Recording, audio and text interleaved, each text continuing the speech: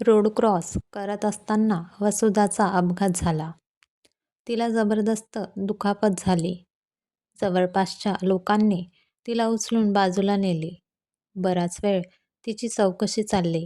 अशातच ती बेशुद्ध झाली आणि पोलीस त्याच्या वेळेवर आल्यावर त्या ठिकाणी उपस्थित असणाऱ्यांना अपघाताविषयी विचारणा करून पुढील कारवाईला सुरुवात केली. त्या घटनास्थळी गर्दीच्या अवतीभवती सुधीरही उभा होता. त्या गर्दीत डोकावून पाहिल्यावर वसुधाला बेशुद्ध अवस्थेत बघून सुधीरला धक्काच बसला. खरं तर त्याच वेळेस सुधीरने तेथून काढता पाय घ्यायला हवा होता. पण पायाला, डोक्याला बऱ्याच ठिकाणी लागलेलं होतं. त्यामुळे अवधानाने तिला ओळखत असल्याचं सांगून पोलिसांनी सुधीरचा कबूल जबाब नोंदवून घेतला. हा अनपेक्षित योगायोग समजावा की सुधीर तिथे उपस्थित असल्यामुळे त्याला अशा प्रसंगाला सामोर जावे लागले. मग नाईलाजाने सेवा हॉस्पिटलमध्ये कार्यरत असलेली त्याची मैत्रीण डॉक्टर नम्रताला मोबाईलवरून घटनेची सविस्तर माहिती देऊन ॲम्ब्युलन्स हॉस्पिटलच्या दिशेने रवाना झाली. अपघात गंभीर असल्यामुळे तातडीने प्राथमिक उपचार सुरू केले. पण खर्च खूप येणार होता. शिवाय ती कोमात गेल्यामुळे ती वाचेलच याची शाश्वती नव्हती. आणि पोलिसात नोंद झाल्यामुळे यदाकदाचित काही बरं वाईट झालं तर याची जबाबदारी कोण घेईल, म्हणून वसुधाच्या मोबाईलमधील नंबरवरून तिच्या नातेवाईकांना फोन करून घटनेची माहिती दिली. तर आता आमचा तिच्याशी काही एक संबंध नाही. ती मेली तरी कळवू नका, असे उत्तर मिळाल्यावर गुंता अधिकच वाढला. काही सरकारी योजनेतून उपचार करणे शक्य होते. पण ती कोमात असल्यामुळे इतर अतिरिक्त खर्चाचं काय, हाही एक गंभीर प्रश्न होता. तेव्हा परिस्थितीचे गांभीर्य लक्षात घेऊन सुधीरने वसुधाच्या आईवडिलांना, भावालाही फोन करून वसुधाच्या अपघाताविषयी कळवले. तर त्यांनीही हात वर करून जबाबदारी नाकारली. तेव्हा आलिया भोगासी असावे. सादर या म्हणीप्रमाणे अशा अवघड प्रसंगी कसलेच आढेवेढे न घेता सुधीरने खर्चाची जबाबदारी घेऊन तिच्यावर उपचार करण्याची विनंती डॉक्टरांनी स्वीकारली. सुधीर एका कंपनीत मोठा अधिकारी होता. तिथे पैशाला काही कमी नव्हती. पण सुधीरने घेतलेला निर्णय डॉक्टर नम्रताला मान्य नव्हता. सुधीरचे आईवडीलही सहमत नव्हते. पण त्याने घेतलेल्या निर्णयापुढे कुणाचं काही चाललेलं नाही. बराच वादविवाद, उहापोह चालला. पण नियतीचा हा खेळ कोणालाच कळत नव्हता. खरं तर सुधीर खूपच हळव्या मनाचा माणूस असल्यामुळे त्याला कोणाचं दुःख बघवले जात नव्हते. कोणाच्या डोळ्यात अश्रू आलेले त्याला सहन होत नव्हते. म्हणून वसुधाला वाऱ्यावर सोडून जाणाऱ्यांपैकी सुधीर नव्हता.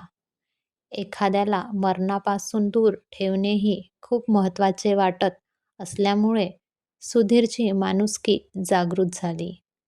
आधीच सुधीरने बरेच आघात घेतले होते. त्याच्या मनावर इतके ओरखडे असताना वसुधासारख्या चुकीच्या व्यक्तीसाठी सुधीरने खर्च करावा, हो कोणालाही मान्य नव्हते. वसुधाच्या आयुष्याची दोरी बळकट होती. म्हणून सुधीरच्या निमित्ताने का होईना वसुधाला जीवनदान मिळाले होते.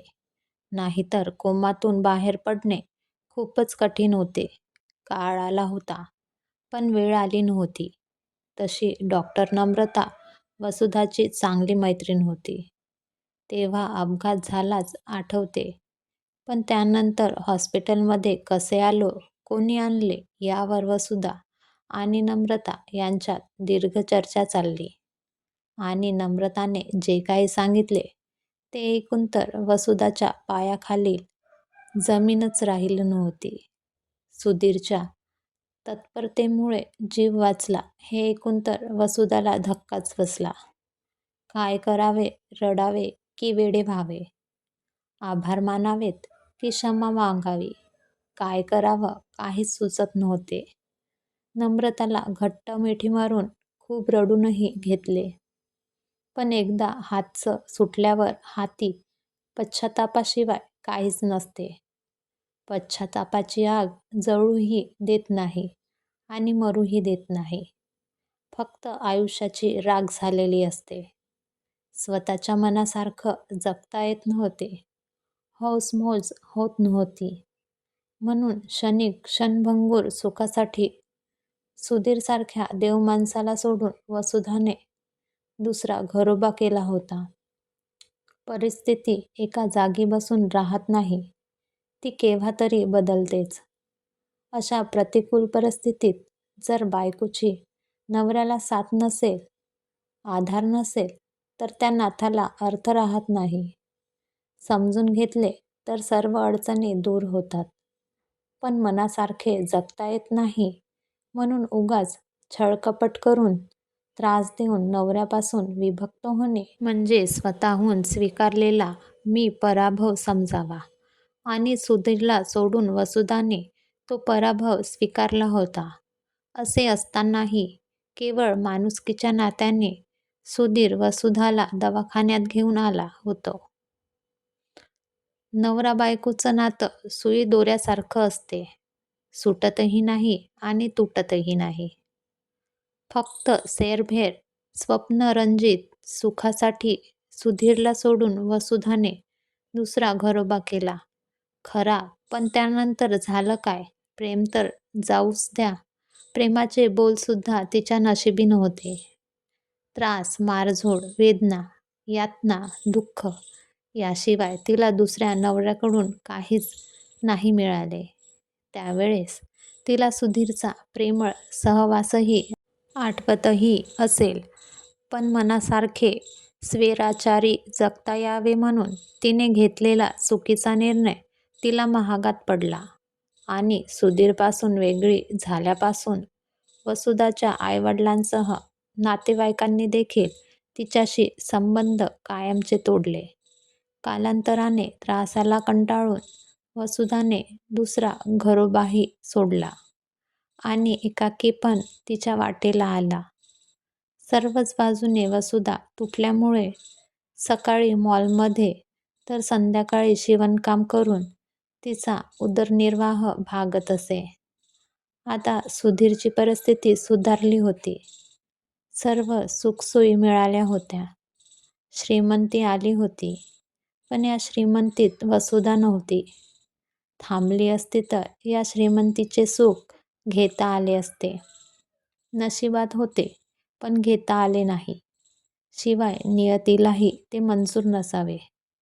आणि काही अडथळे दूर झाल्याशिवाय ही प्रगती होत नाही. सुखाचे दिवस येत नाहीत. तेव्हा काम चुकीचे केले तर शिक्षाही मिळतेच, सुटका नाही. म्हणून नियती चक्रानुसार हा अपघात घडून आला आणि सुधीरच्या कृपेने वसुधाला जीवनदान मिळाले. वसुधाचे जिवंत असणे हीच तिच्यासाठी मोठी शिक्षा होती.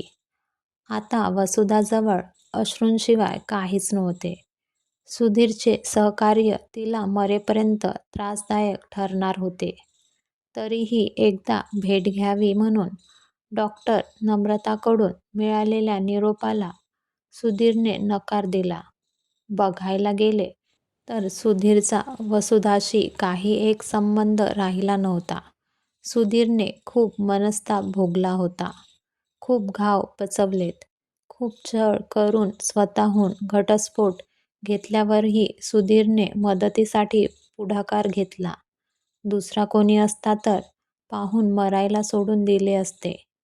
कधीतरी काहीतरी नातं होतं याची जाणीव ठेवून सुधीरने स्वतःच मोठेपणा सिद्ध केला. तेव्हा काही देणे बाकी राहिले असावे म्हणून वसुधाने दिलेल्या जखमांची ही किंमत सुधीरने चुकवली होती. जे केले ते योग्य होते की अयोग्य हे ते त्या परमेश्वरालाच माहीत. पण तिने दिलेल्या जखमांची ही परतफेड होती, असे नम्रताला जवळ बोलावून सुधीरने सांगितले आणि हॉस्पिटलचे उर्वरित 2 लाख रुपये बिल भरले. ही कथा आवडली असल्यास लाईक करा, शेअर करा आणि सबस्क्राईब करा. धन्यवाद.